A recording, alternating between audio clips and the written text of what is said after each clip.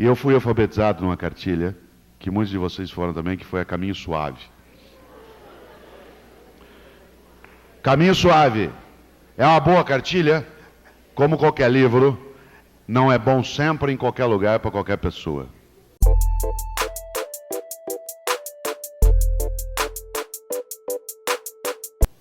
Tanto ela é boa que eu fui alfabetizado nela.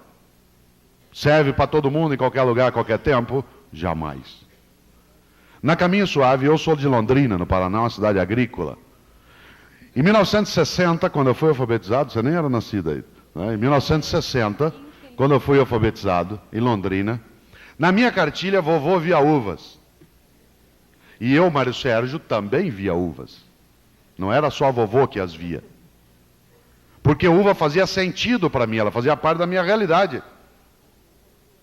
A questão é que em 1960, em Caicó, no sertão do Seridó, também se usava Caminho Suave. Em 1960, em Caicó, no sertão do Seridó, no Rio Grande do Norte, na cartilha vovô via uvas. E lá tinha um menininho da mesma idade que eu, chamado Cícero. Vovô via uvas e Cícero não via. Uva era estranho para ele. Sabe qual foi o resultado? Ele não aprendeu. Quando chegou no fim do ano, Cícero foi reprovado. No ano seguinte, ele fez de novo a primeira série. Usaram de novo com ele o vovô vendo uvas. E ele, Cícero, continuou sem ver uvas. Quando chegou no final do ano, ele foi reprovado de novo. Fez a terceira vez. Usaram as uvas, ele foi reprovado outra vez. Aí ele saiu da escola. Ou o pai dele tirou ele da escola, com o argumento: meu filho não dá para o estudo, ele vai trabalhar. Ou o Cícero saiu convicto que ele era burro, porque algumas crianças aprendiam, ele não. Não precisava ser a Caminho Suave. Podia ser uma outra cartilha muito usada em muitos locais, que era a cartilha do Sodré. Uma boa cartilha, usada em Minas, em várias regiões. Mas como qualquer livro, não é bom sempre em qualquer lugar para qualquer pessoa.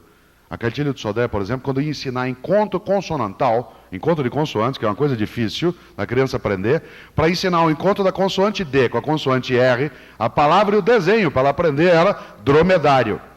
Que é uma coisa do nosso dia a dia, né? As nossas crianças estão habituadas a encontrar dromedário aí pela cidade. Quando ela ia ensinar dígrafo que parece um encontro consonantal e não é, estrangeiro dá pulo dessa altura para aprender dígrafo. O dígrafo LH, que é difícil para a criança aprender, quem alfabetiza aqui sabe isso, tá?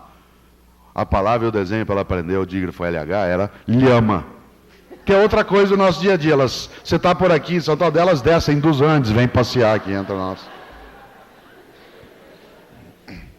Sabe qual é o resultado? Sabe qual é?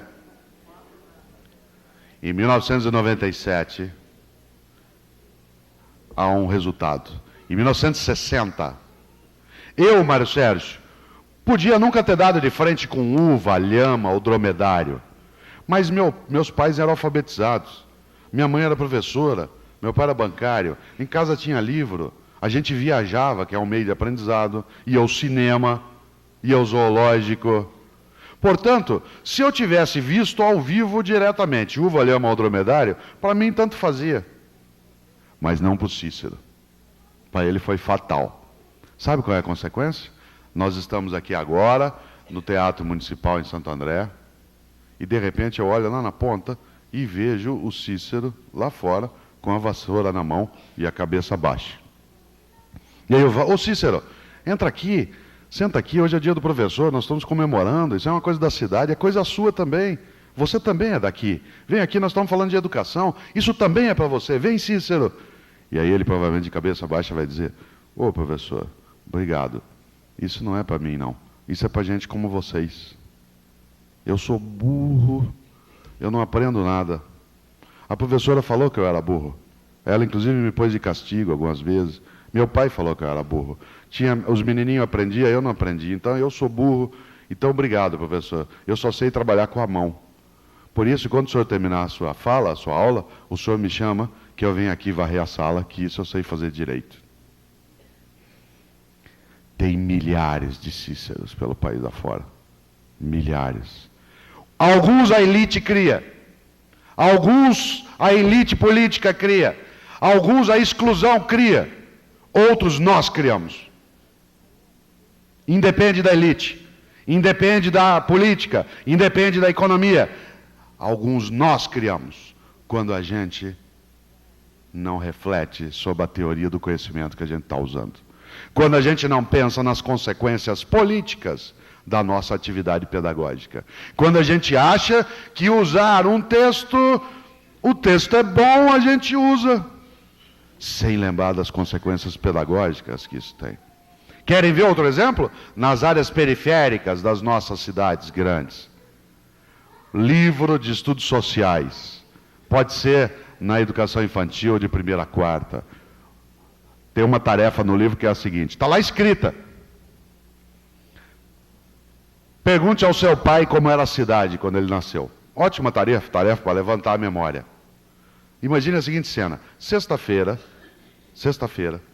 a menininha sai da escola com essa tarefa, na periferia, e vai para casa com essa tarefa. Pergunte ao seu pai como era a cidade quando ele nasceu. Ótima tarefa para levantar estudos sociais. Só tem um problema. 40% das famílias nas áreas periféricas só tem a mãe. 40% das famílias na periferia das cidades têm 3, 4 filhos de pais diferentes. 40% das crianças nas áreas periféricas não conhecem o pai porque a família só tem a mãe como chefia, que fica fora de casa o dia todo. A criança vai para casa envergonhada, porque ela não pode fazer a tarefa. Como ela é pequena, ela se sente culpada por aquilo. Sabe qual é o resultado? Na segunda-feira, ela não vai à escola, porque ela tem vergonha de uma tarefa que ela não fez, como se fosse um problema dela. Ou ela vai, mas vai assim, ó. Vocês já viram isso? De cabecinha baixa, e naquele dia senta lá no fundo. Quando a aula começa, um de nós ou uma de nós, dando aula ali, com a nossa capacidade persecutória, a gente vai direto assim, ó, você, leia a sua resposta. Eu não fiz, professora. O que foi? Eu não fiz, professora. Fala alto que eu não estou ouvindo. Eu não fiz, professora. Vagabunda, eu já falei, você não estuda. Por que você não se aplica? Se você não estudar, sabe o que você vai ser na vida? Você vai ser faxineira, que é o que a mãe da menina é. Você vai ser empregada doméstica, que é o que a mãe daquela criança é. Produção de excluídos e não de incluídos.